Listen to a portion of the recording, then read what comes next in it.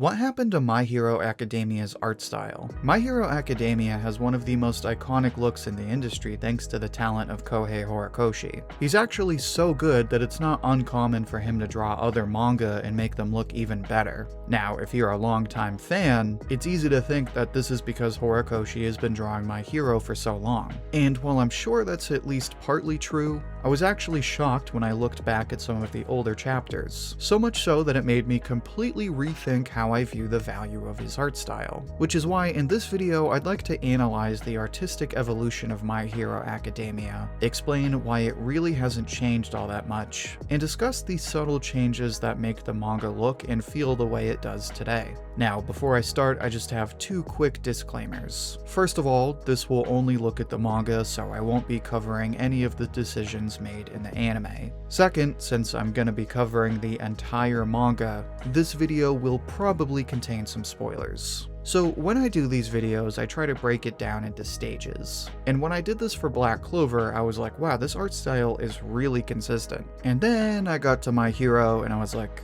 oh.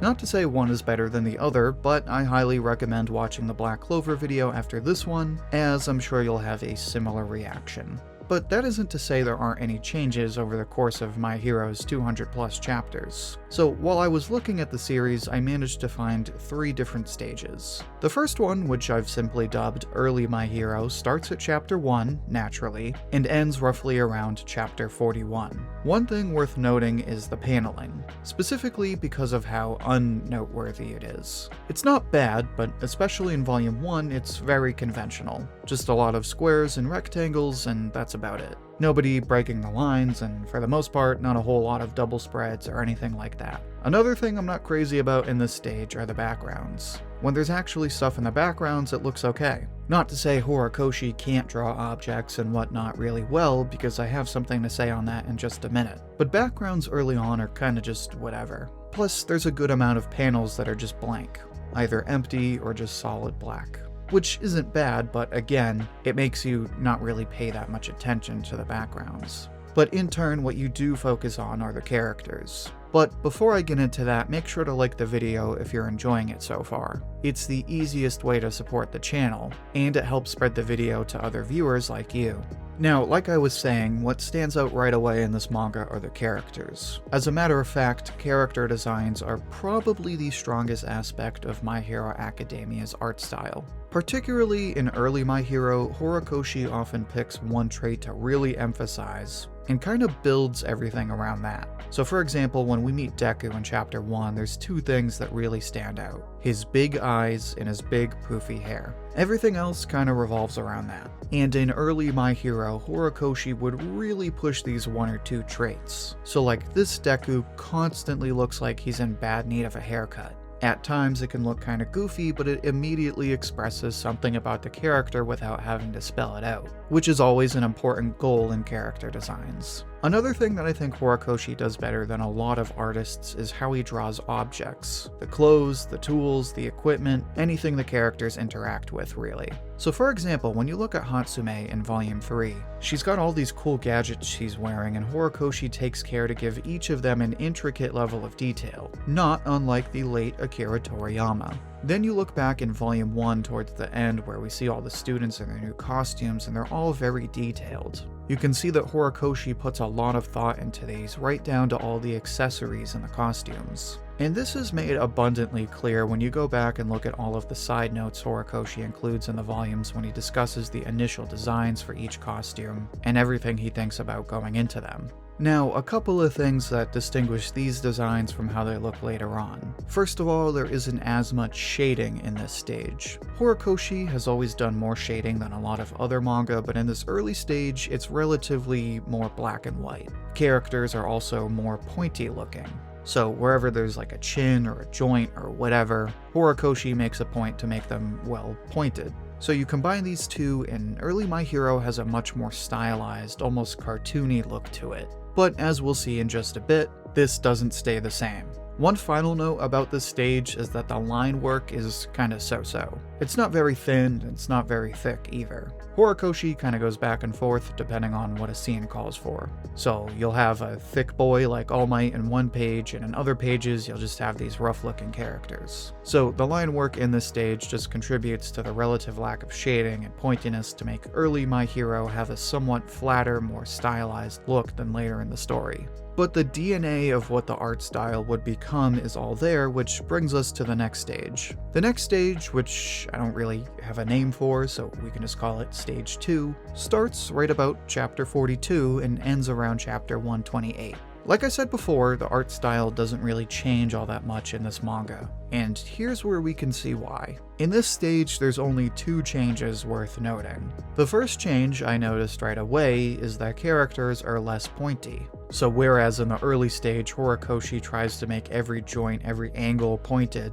here characters and objects are more rounded out. There's more curves in this stage, which, if you know Horikoshi, obviously he likes to draw curves. But the much bigger change is the shading.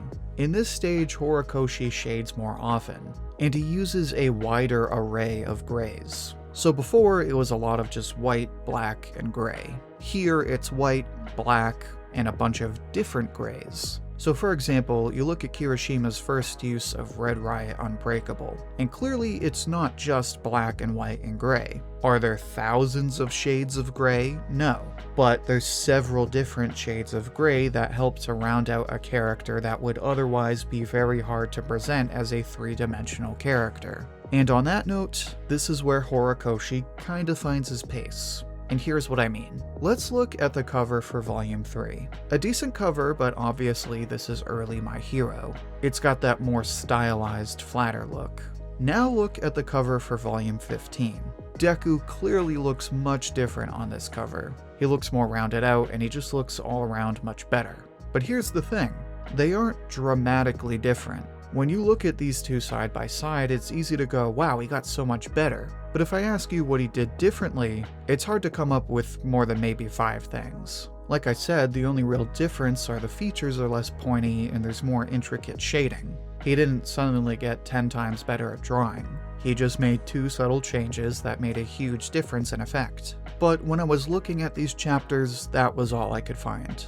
By all means, if there's other changes you found, share them down in the comments. But this is really it besides maybe paneling. And the reason why I say this is where Horikoshi found his groove is because all he really did was slightly tune the art style he already had in the early stage. Once he made a couple of tweaks, he kinda figured it out from there. But that isn't to say he stopped, because once we get into the overhaul arc, My Hero's art style reaches its peak. Not in this arc per se, but it's from this point that the art style looks its best. So this current stage starts around chapter 129 and runs all the way through the current chapters. And in this stage, again, it's hard to say what's changed because very little does. But there's 3 small changes that are very easy to miss. First off, Horikoshi tones down the character designs in a way. So take a look at Volume 3 again. Now look at the double spread for chapter 131. Volume 3 looks much more stylized, and it's because back then, Horikoshi was really emphasizing certain features. But by chapter 131, we can see that Horikoshi leans away from that in favor of more balanced designs. So for example, with Deku, his hair isn't as poofy and big. Obviously, Horikoshi still defines designs with certain traits like Bakugo's spiky hair, or Froppy's frog hands, but traits like these don't stand out as much because they are balanced out by the clothes and equipment these characters are wearing, making more holistic character designs. So instead of one trait standing out, Horikoshi kinda makes it work so that everything stands out instead of nothing standing out, which is a crazy feat to say the least. On top of this, there's a couple of other small changes. The first thing I noticed, especially in the current arc, is that there's a lot more double spreads compared to the earlier 2 stages. Part of this is because there's a lot of big battles, and as a result, Horikoshi puts a lot more detail into the backgrounds. On that note, we also get less black and white panels. So whereas in early My Hero we get a lot of blank backgrounds or backgrounds where the scenery is just sort of whatever, now we get these crazy looking scenes where Horikoshi puts detail into everything from crumbled down buildings to windows. Where I think this peaks is in chapters like 375 where we get Dead Man's Parade. This is clearly a leap from the simpler days of early My Hero scenery and backgrounds, and panels like this speak for themselves. Finally, the other thing Horikoshi does different is the line work.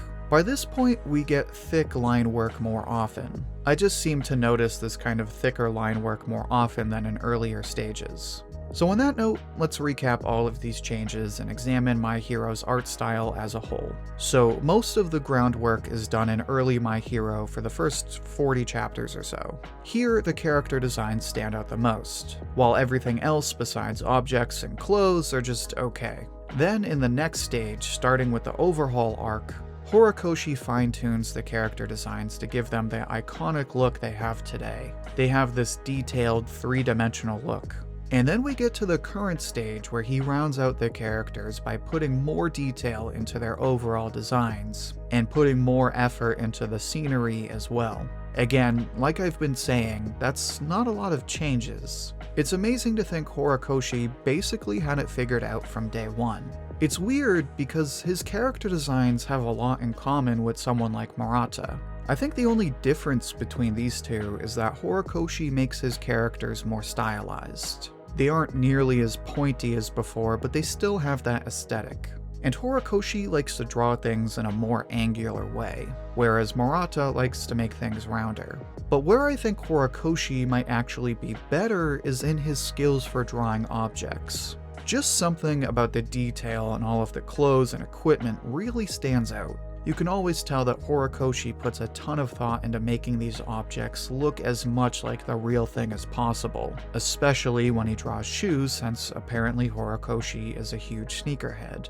On that note, Horikoshi has a great understanding of anatomy. Whereas other mangaka struggle to balance stylized characters with realistic bodies, Horikoshi manages to come up with all these crazy character designs and ground them in real body features. All the muscles look real, all the structures look balanced out. It just makes his art that much more gorgeous to look at, and it's partly why it's fun to see him draw other manga. Now, a couple final thoughts as I close out the video.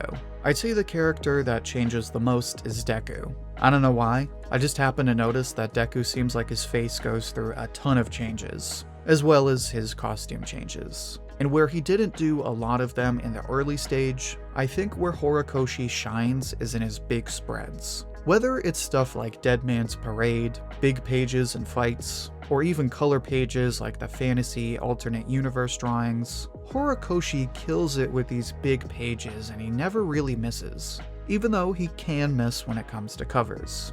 But on that note, now I'd like to hear what you think.